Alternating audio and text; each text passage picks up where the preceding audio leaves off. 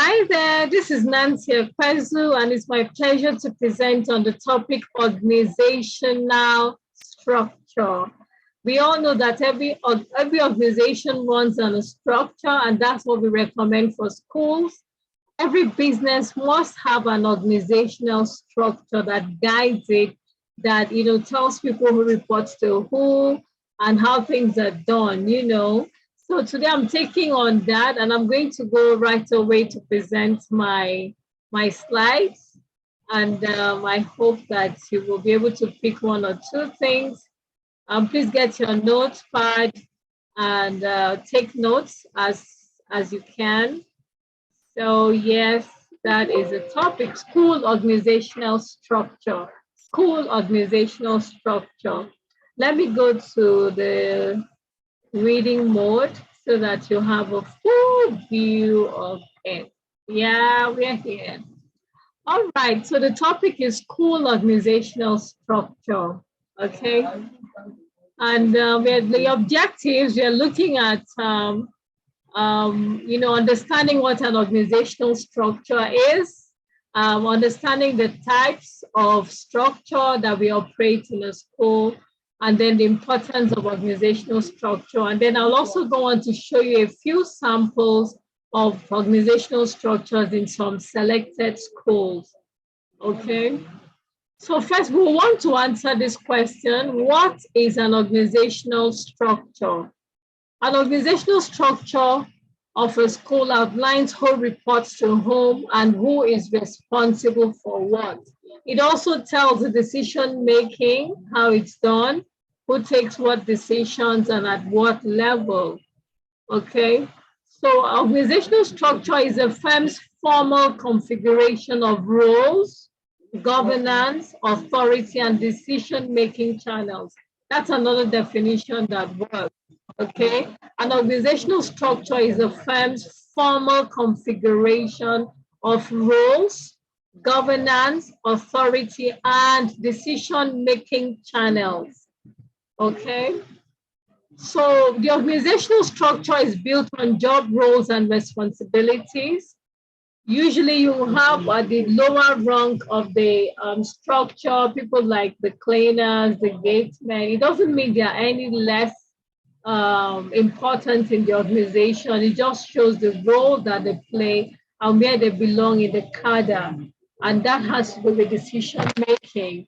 You would not saddle, for example, a cleaner with strategic planning for the entire organization. They may make a little contribution in their own area, but you would not hold them responsible for leadership, for the direction that the organization goes as a whole. There are people who are responsible for that, and their role is actually governance and leadership, management, administration, and all of that. It also shows the reporting relationships or hierarchy. In as much as we get a sounding board from those that work under our supervision, they actually do reports. So people say that it's not proper to have people report to others, but I tell you that to have proper structure, there has to be some level of definitive reporting system. Who reports to who? Okay, who is your line manager? Who evaluates you? Who is your direct line manager? When there are issues on your job, who is directly held responsible for you? This has to be defined by the organizational structure. And then, of course, there has to be cross-organizational communication part. Who communicates to who?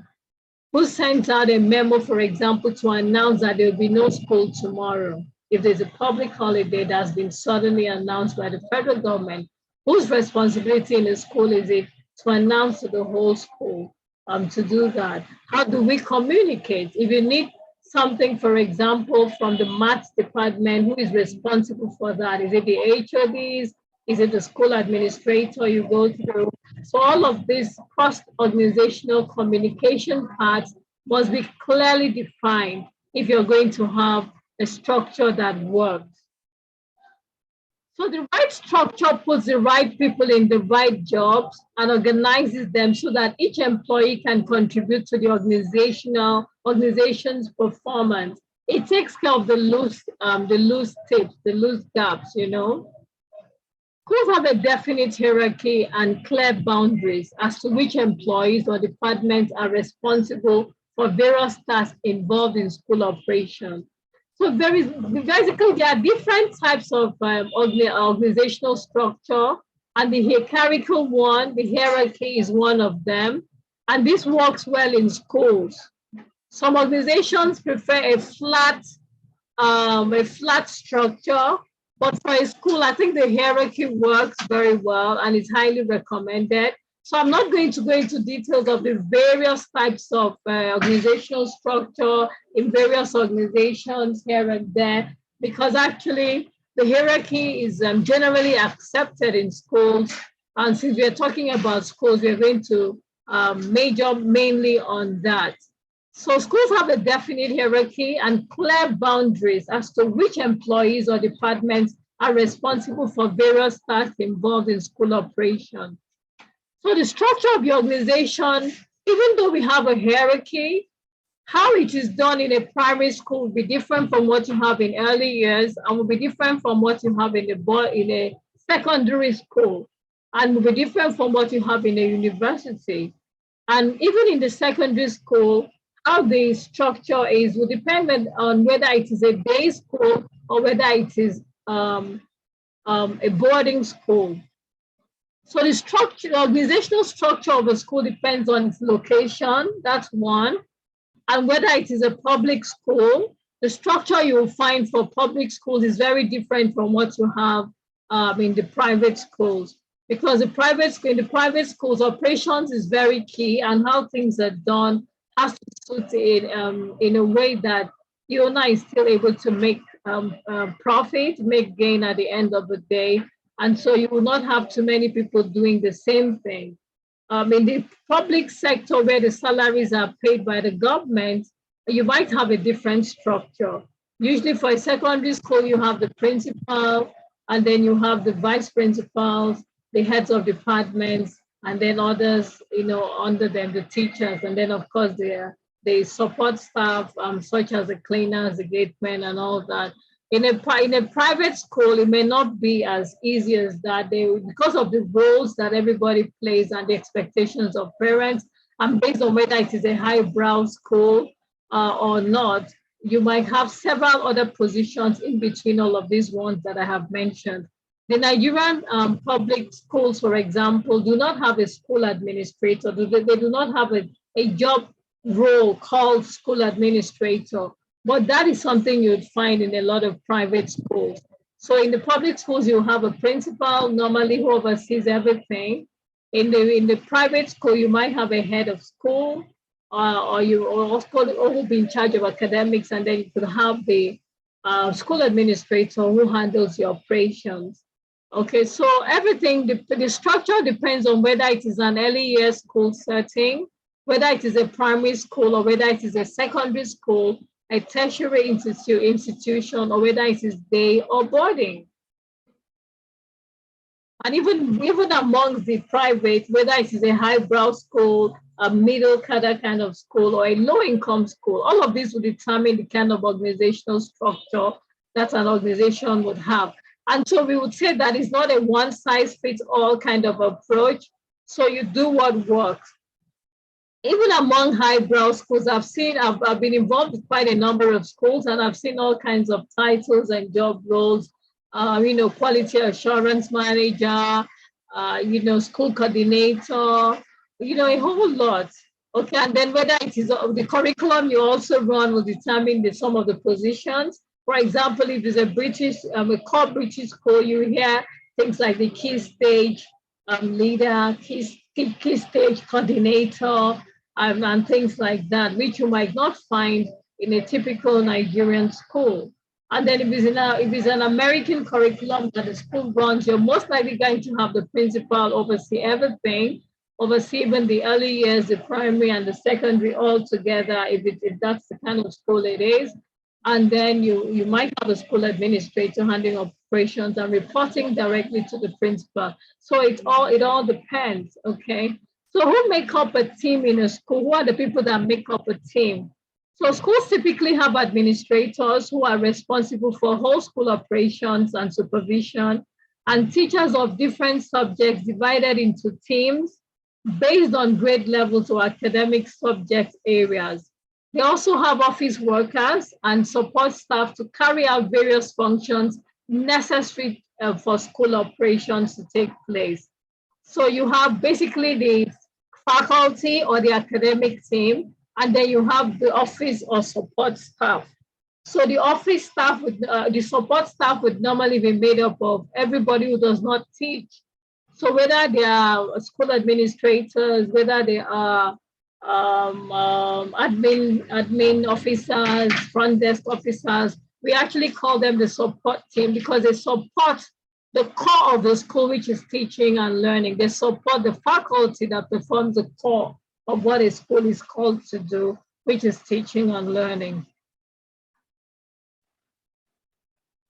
The organizational structure of a school often involves members of administration, the support staff, the teachers, okay?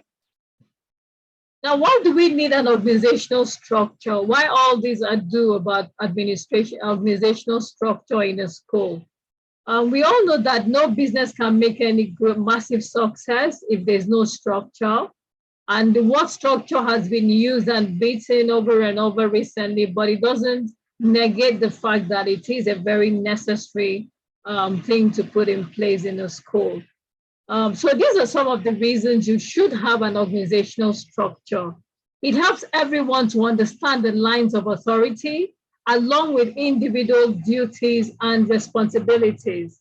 It helps, so basically everybody knows who reports to who is my Oga in our local parlance, who is my Oga, who is my boss, who do I report to, who is going to evaluate me, who is going to be held responsible if I do not perform optimally. And then it helps to turn employees into teams and getting everyone pointed in the same direction.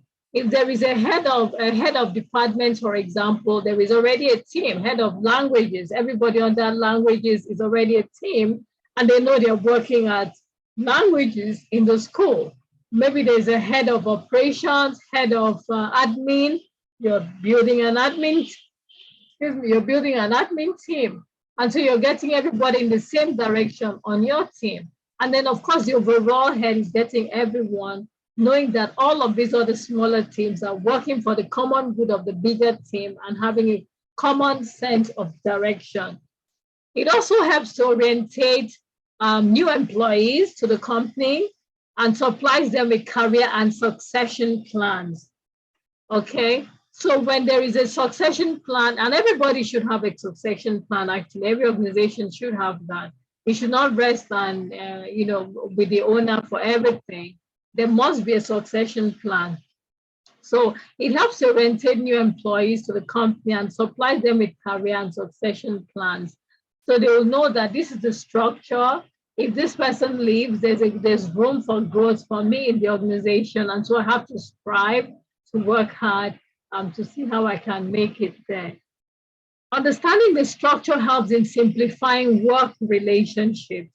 So there's no confusion. You don't have a problem in, let's say, arts and languages, and then you run to the person who handles physical sciences or head of sciences. Because you do have a head over you, you do have a line manager, and there's someone there, the work relationships are kind of defined and easier to handle. So someone from science, for example, cannot come in and start querying someone in the languages and saying, oh, because I'm an HOD, I found out that you're not doing your work and this is how I'm going to handle it, because that doesn't fall under his jurisdiction. He may be able to make a recommendation, but that is not actually his call. So it helps, it empowers employees to understand the strategic vision of the company by defining dependencies and relationships. It also provides a quick visual reminder to everyone that they are part of a whole, and that while the lowest members may not be as irreplaceable, they are the base of the operations. It lets you know that you're not indispensable and you're also important, okay, in the scheme of things. Because if you do leave, someone can be hired to replace that exact position. but it also means that you're contributing your part to the whole. And so you see yourself as part of a whole and not working in silos or working in isolation. So there's a big question here. Is an organizational structure fixed forever? Definitely not. Firms frequently alter their structure as they grow in size and complexity. So the impact of growth and development affects the structure of an organization. And so yes, as the organization grows, you're going to have to work on your structure. You keep restructuring. Okay, it's not fixed. It's not cast in stone. It's actually not cast in stone. As your organization grows in size and complexity, you also adapt your structure, your organizational structure to fit the complexity and the new size. So if you started, for example, with just 4 teachers or 4 members of staff, maybe 1 admin staff, 3 teachers, and maybe 5 or 10 students, as the case may be. And then as you begin to grow, of course, even while you're at that level, you should have your organogram, your organizational structure, showing a growth maybe for the next 3 or 5 years. But even then, you might get to that point and see that you've outgrown what you actually anticipated, and you need to now stretch the organizational structure to include the size and complexity that has happened in your organization. Okay, so the reason you need to constantly do this is to be able to deal with bottlenecks such as the flow of information and the position of decision-making authority and the degree of reliance on people, because in an organizational structure, we try not to rely on people, but to rely on positions to get the jobs done. So the people who occupy those positions are automatically expected to have what it takes to do those things. So even your structure helps you to understand that you need to bring in the right people there. Okay. So it also helps you in balancing simplicity and flexibility with specialization and expertise. So a school's administrative team is responsible for making and enforcing school rules, policies, and procedures, while the faculty, the teachers, is actually responsible. Okay, the team of the teachers, the faculty, is responsible for teaching and learning. Okay. Now, what is an organizational chart? The organizational chart is a visual representation of the working structure, and it shows the lines of connection of the personnel, of the people that make up the organization. So you usually hear something like organogram. That's what we mean by the organizational chart. Okay. So always note this when you're building your organizational structure. Build your organizational structure as if you're operating 3 years from now. So when I start a school, for example, when there's a startup and I'm called in as a consultant, I don't just draw the organogram, the organizational structure based on the number of people we're starting with. I project for 3 years and build something that the school will be looking at growing into. It also helps your growth. It helps you to envision the future. So make sure that the organizational structure is based on functions and not on individuals. Ensure that there's a clear line of communication. There's a clear who reports to who. Because if there's one thing that messes up organizational structure, it is the line of communication and reporting. Okay. So the ways of functionally arranging staff reflect the school's stand on decision-making and how the design of work relationships affects production and productivity. Who reports to who evaluates who communicates to who can query who directly. All of those things must be properly articulated. So in a school, you have various administrators, even though you might have a title called the school administrator, but you have various titles there that perform administrative roles, such as the principal, the head of school, the head teacher, the vice principal, school administrator, head of admin, head of human resources, the school coordinator, school supervisors, school superintendents, school managers, school business managers, as some schools call them. And then, of course, maybe school quality control manager, okay? The question is, how do I divide labor within the organization to hire employees and get them to produce the products and services in our mission statement in the best way possible? That's one of the things you must always consider when you're building your organogram or trying to hire, okay? Because the organogram is made up of people that you have hired, the organizational structure. So how do you create your organizational structure? Carefully study the school leadership, the departments, and other components that are needed to efficiently run the school. Lay them in a draft of a chart. You can sketch it, okay? This is what it is like. This is the board, and then we have the maybe head of school or the school administrator. I've been in a school where I was the overall head reporting to the board as the school administrator.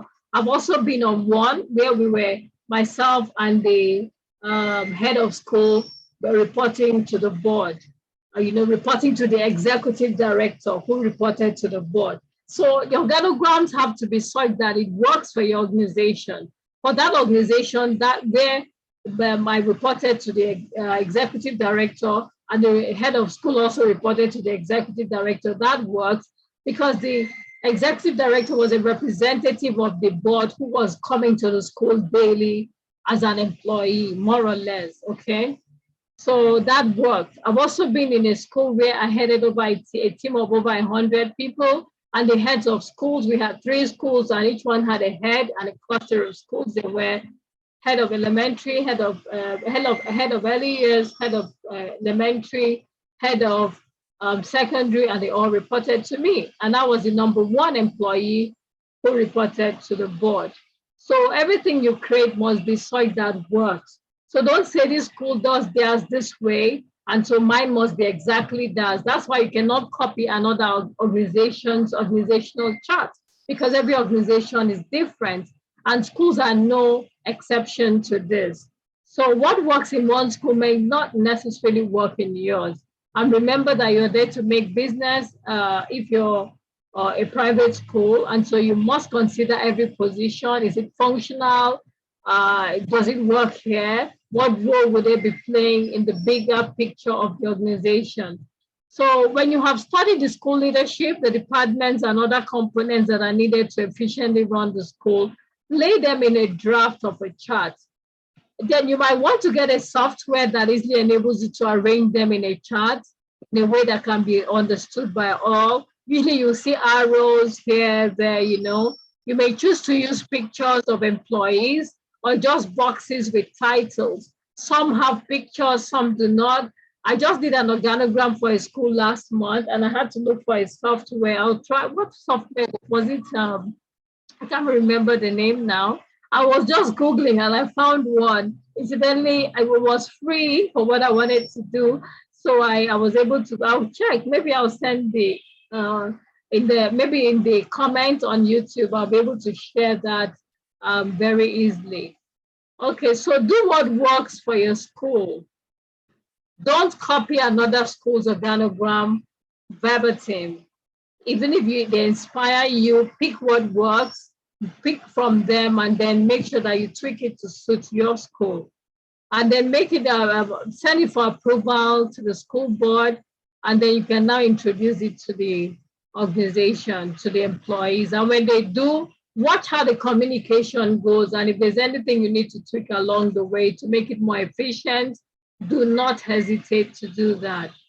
So you can have something like this. So this is a chart of the senior management of a school. You have the board of directors, you have the executive director, and then under this, you have the head teacher, the accountant, and the school administrator. This might work in some schools for the senior management. Some schools, so you have here head of school, a board of directors, executive director who report directly to the board. And then these 3 people, the head teacher, accountant, and school administrator may report directly to the executive director. The reason for the accountant reporting here is that some school owners do not like their head teacher or school administrator getting involved directly with the finances of the school. So they might prefer the person to deal directly with the executive director. But I've also worked in a school where the accountant reported directly to me as the school administrator. That also works in some schools. And then the head teacher, so the head teacher will report, that's representing the faculty, and here the finances, and here operations or administration. So that might work in some schools. And then under the head teacher, you will have maybe the departmental heads or coordinators, key stage teachers, and all of those things. And then under them, you have the teachers. And then under the accountants, you might have a bursar or an account clerk if it's a big school, or none at all. This place will just report directly. Then you have school administrator. Under the school administrator, you might have the school admin officer, and then you have the front desk officer or secretary, as the case may be, the stenographer, the person who rolls out your photocopies and all that, does your photostat, does all of those things for you in the business office. Okay, so that works. You might also have the human resource manager reporting to the school administrator. In some schools, they have a separate office, if it's a big one, for the human resource management. So that's how it works. So I'm going to show you some examples here of organizational charts. Let's see, I hope I'll be able to, let me just see that I'm able to do this. I would love to show you some charts so that you see how these things work. So let me stop sharing for now and then show you the charts. Are you ready? Oh, okay. I cannot minimize this. Uh-oh, this is a bit tough. So let me just see how I can check out some and then share with you. Oh, okay, sorry. Uh-oh, it looks like I missed. Okay, so let me get the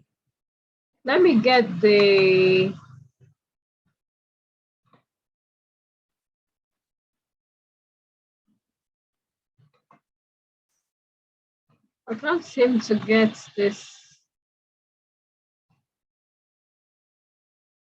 Okay, I think it's coming up. I just want to show you a few organizational charts. I was able to check a few, so I would like to show you in the presentation.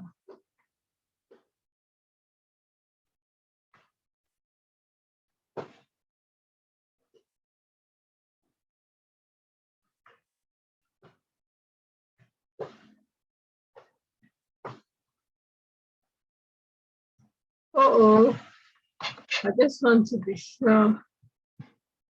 I can't seem to copy the charts here. It's loading. I think it's going to something else. Okay, so I should have something to show you here. I hope it comes up really fast. Okay, so I've seen it. I'm going to save it here.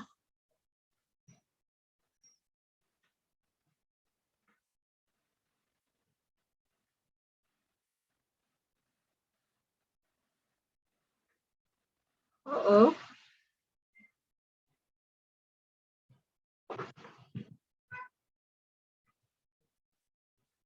Why is it opening in two places?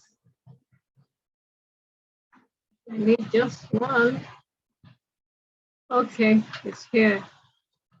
All right. Okay, I'm here. I'm right here. Sorry, technology and all that. So I'm going to share screen again.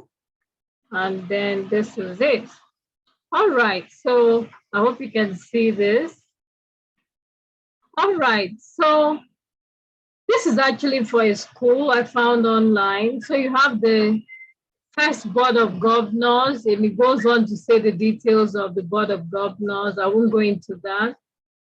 Then you have the director, the executive director. This is for a very big school, by the way. So the director has the head principal of the elementary school, that's primary, the principal of the secondary school, who also acts as the deputy director, and then the director of operations, and the chief financial officer, chief finance officer, all reporting to the executive director. You can see 1, 2, 3, 4, all of them report here. So under the elementary, you have the elementary secretary, and then the deputy principal, and all of these, PYP coordinator, and all of these coordinators, athletic coordinators, and blah, blah, blah, technology coordinators. This must be a really big school anyway. And then you also have the elementary teachers, and then the teacher assistants. Okay, can you see that? Then for secondary, the same thing, secondary secretary, deputy principal, and then you also have all of these coordinators and blah, blah, blah. And then you go on to have the secondary teachers, secondary assistants. That's why I said you can't copy what works in one school and think it will work automatically in yours. You must always tweak things to suit your particular school. Then here you have the director of operations, who handles operations, admin, okay? So under here, you have the administrative manager, the front desk officer or the secretary, the school nurses, the admin officer, admin assistant, and then the Korean translator. Okay, this school is actually in Korea or something. So you also have the operations secretary, facilities secretary, and then the security, facility supervisor, cleaning and maintenance supervisor, database manager. That's a school that takes record keeping very seriously for them to have a database manager, IT manager. Then you have the human resource manager, okay? Under this, you have the human resource supervisors and officers. And just like that, you can see everything here. So under the chief finance officer, you have the chief accountants, the accountant, cashiers, and all cashiers, purchasing manager, purchasing officer, okay? And under here, you have the head of communication and all that. So that shows you that this is really a very big school, very, very big. So this will work in a school like this.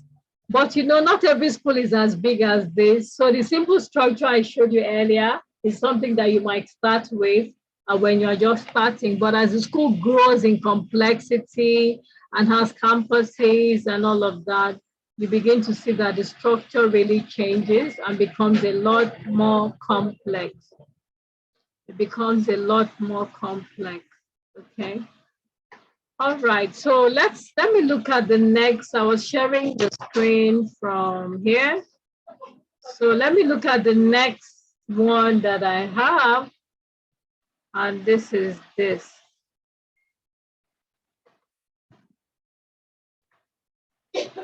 So I'm trying to get that done as well.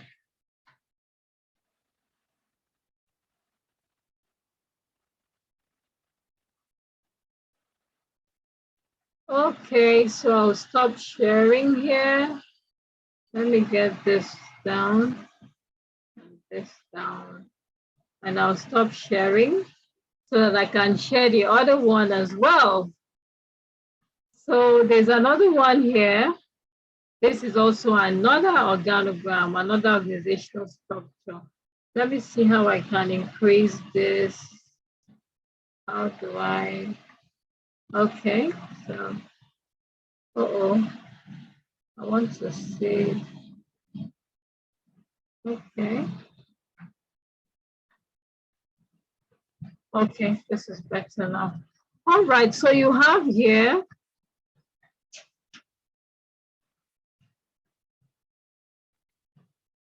you have the executive director. This one is owned by a foundation. It's managed by a foundation. You have the executive director, and then right there you have the principal of the primary school, principal of the secondary, reporting directly to the executive director. And then for the principal of the primary, you have preschool assistant, okay, personal assistant, the vice principal, and a whole lot of, you can see how it links up. You have the director of operations here, vice principal, school improvement. Then you have the principal of the secondary, also has a personal assistant. All of these will work in a school that is very established and big. You can see how huge the roles are. Okay, and you have here the school director of operations, managing all these people, okay? Managing head of admissions, head of what? Let me see. Okay, managing the communications manager, the building manager, head of admissions, the coordinator, so many positions. So this is what happens when a school begins to grow and grow and grow and grow and grow. Okay, so you can see even here you have athletics directors, subject area leaders. Of course, those subject area leaders are like departmental heads for subjects. Okay, just like you have arts and design, sciences, languages, and all that. So all of these are really, really how it is. So you can see here, you have the catering team, catering and security, all of that, health officers, so many. So that's what I'm saying, that what works in one school might not necessarily work in the next. Excuse me. So you must always find what works in your school, and your organogram doesn't have to be as complex as this one here. So if your school is just starting, do what works for you, okay? Do what works for you. Okay. So those are two we've done. I think I should show you another one, the last one, before we, so that it will give you an idea how it works for big schools.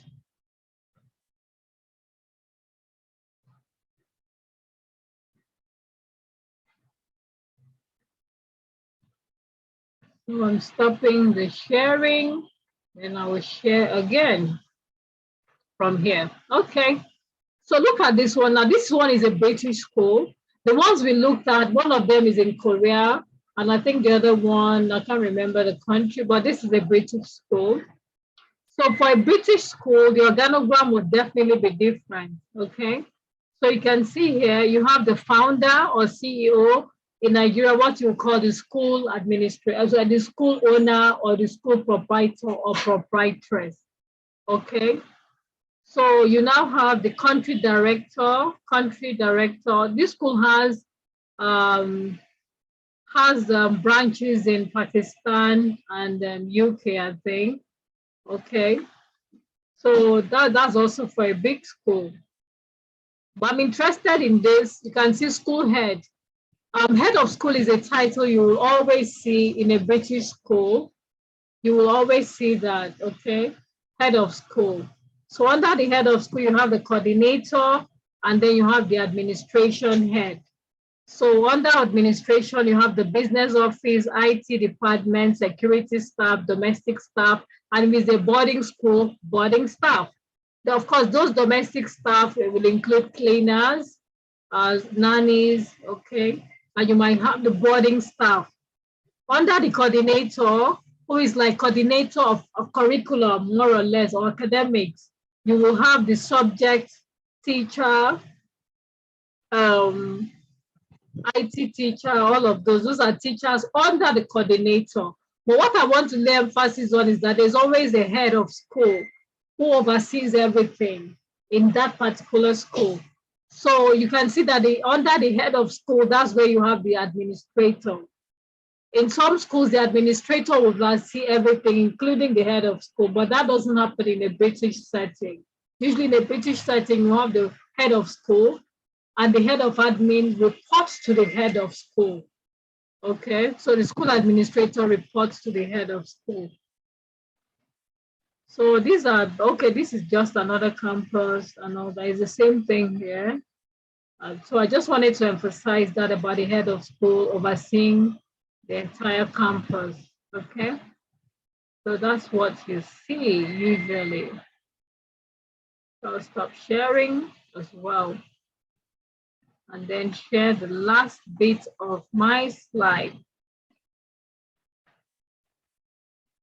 So that's it about school organizational structure. If you have questions, please type them in the comments and I'll come back to have a look at them and respond to all the questions.